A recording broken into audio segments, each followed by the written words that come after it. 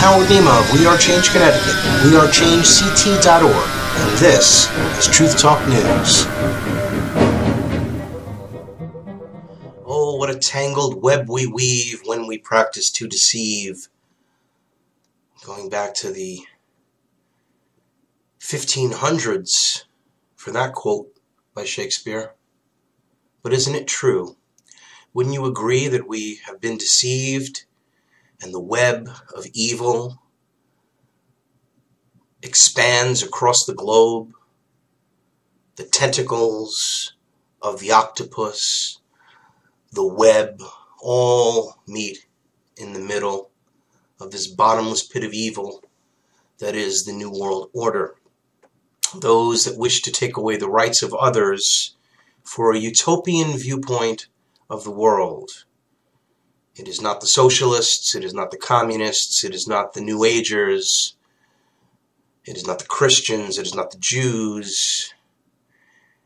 It is a group who worship the mystery religions of Babylon, worship Osiris and Isis and the mystery schools of Babylon.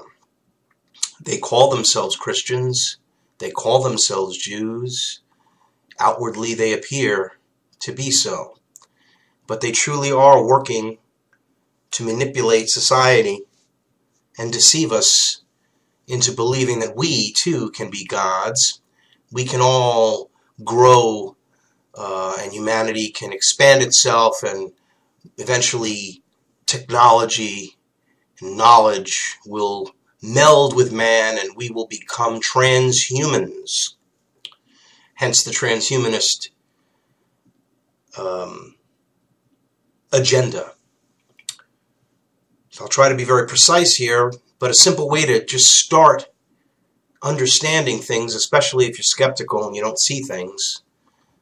Certainly they do make us out to look like nuts and crazy people, although you're crazy enough to believe that a fire on the 8th floor of a building could collapse a steel frame building after they hear bombs and everyone saying it's coming down, and it was caused by fire. I'm referring to Building 7 on 9/11. It was also left out of the NIST reports and the 9/11 Commission report. There are many deceptions, and as I said, Shakespeare said it best some 500 years ago. Oh, what a tangled web we weave when we practice to deceive. Generations can see this change if you look back. The way that the population was educated in my father's era, who lived from 1916 to 2008, he was well educated, well taken care of by the social programs, the Medicare, got 25 years of use out of it. Got use out of Social Security. It was a wonderful way to say, look, this is important. This is how we're working things to work. But eventually, as we know, it's been borrowed to death and it's unsustainable. There are over $220 trillion, ladies and gentlemen, of unfunded liabilities. I don't know where this money is going to come from, but it keeps us enslaved to the banking system. So certainly we have to, at the very least, stop printing debt-based money, abolish all this debt, and start over with debt-free currency and a constitutional, hopefully a constitutional form of money. I'm against fiat, but if we must go fiat because the gold is probably not there, it's probably been stolen years ago, ladies and gentlemen. Fiat, I guess, would be the best way to go, but at least let us not have debt with it. It saves us trillions. They want to steal our land, or take away our freedom. And I know for many it's hard to believe, but we have to look ahead, and we have to look and see how our children will be enslaved, and their children, if they're not aware of what's going on. And there is a conscious effort to deceive us, ladies and gentlemen. For example, we know that the education system has been controlled since the 1930s, truly towards the end of the 30s. via all the money that was given by the philanthropists of the Carnegie Endowment for Peace and the Rockefeller Foundation. By the way, the Carnegie Endowment for Peace did a study that determined that the best way for them to have social change, that they would want to have radical social change, the only real way to do it is through war. So in other words, to bring about the radical change for peace in our time, we must commence war. So these psychopaths have let this agenda continue. Of course, it's part of the plan for world domination, where a small group of people control all the assets of the world and influence of all the governments, of all the corporations, the major corporations in those governments around the world, the resources, the energy, the mining. Monsanto, for example, as one major multinational that fits this bill. It's true, and it's happening. 147 companies control 42,000 companies multinationally. And when you look at these 142 companies and you get even close, 147 companies, and you get even closer, it's the same players that we're talking about here that are crying for poverty. We need to bail out or the system's going to fry. The same people that are saying donate money to UNICEF and to WWF, World Wildlife Fund, to help the children and the poor people and the animals and the global warming fraud. It's the same people that could wipe out poverty and have everybody living a standard of living that most Americans are used to and slowly seeing erode. I know I've seen it, not for lack of work ethic or anything else, just for the devaluation and the lowering of opportunities, closing of businesses, and taking a chance where you're set to fail.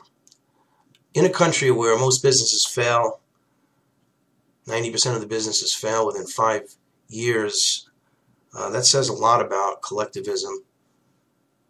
And you really, people that are self-employed certainly work harder. They're not looking to get paid by someone else. They're looking to make the money. It's a totally different attitude. If your check depends upon your production, then to just say, give me $15 an hour for working in Burger King. And that doesn't work either. As much as it says, all these things sound great. Give them all health care. Give them all Obamacare. Give them everything that they need. The price to pay is high. But they don't want you to think about that. They want you to be deceived, as I said from the beginning. Dictionaries can be unreliable. An article in the Wall Street Journal about 2 years ago stated that the dictionary definition of the word inflation has changed. Here is the Merriam-Webster.com definition of inflation. An act of inflating something. The state of being inflated. A continual increase in the price of goods and services. Now, in contrast to the current definition is the 1946 dictionary definition. A swelling with air, gas, pride, etc. 2. Swollen state. 2. Great expansion. 3. Increase of the currency of a country by issuing much paper money. 4. A sharp and sudden rise of prices resulting from a too great expansion in paper money or bank credit. Right there, written in this book, devaluing the dollar of the United States.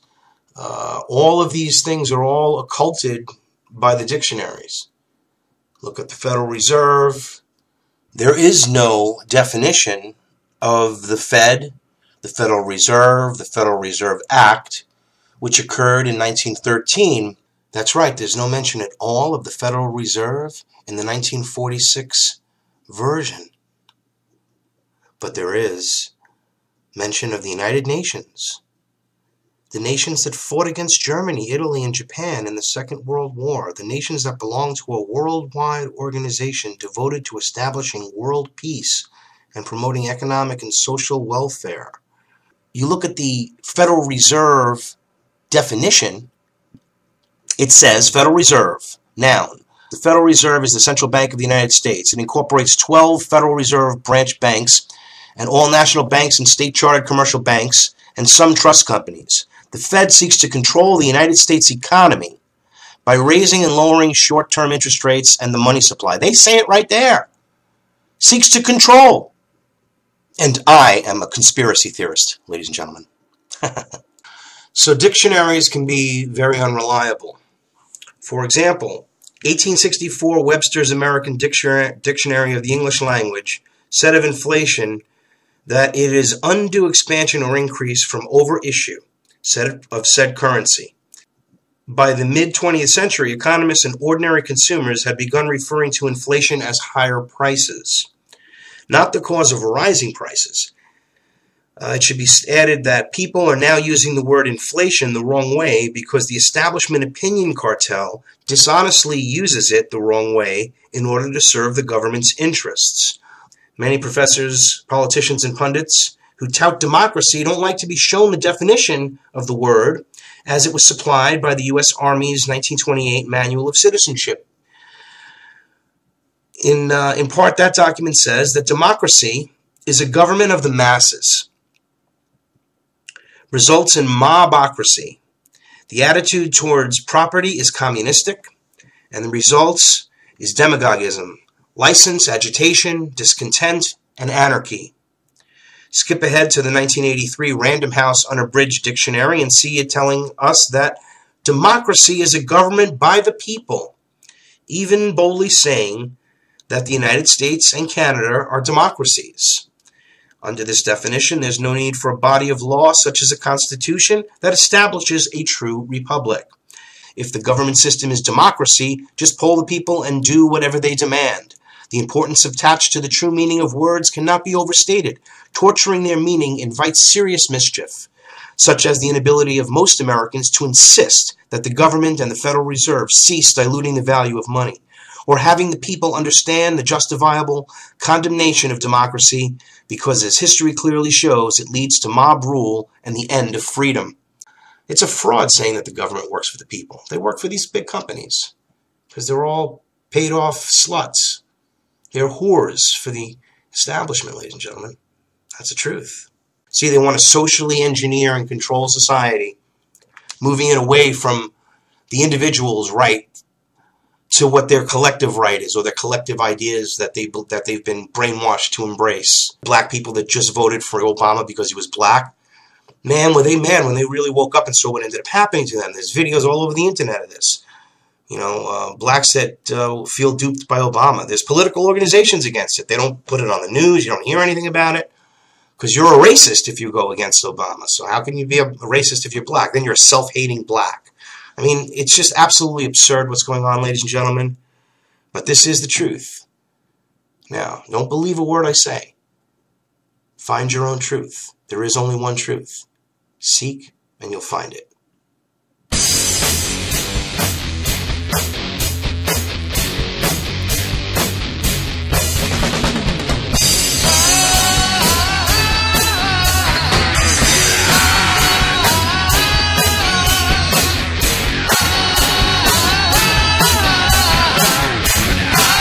Subscribe to Truth Talk News on youtube.com/Freedom First Films.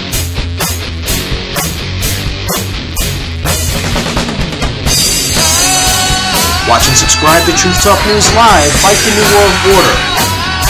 Hosted by Howard Nema and Chris Freedom Flowers. Fridays, 7 p.m. Eastern Standard Time on livestream.com/Truth Talk News.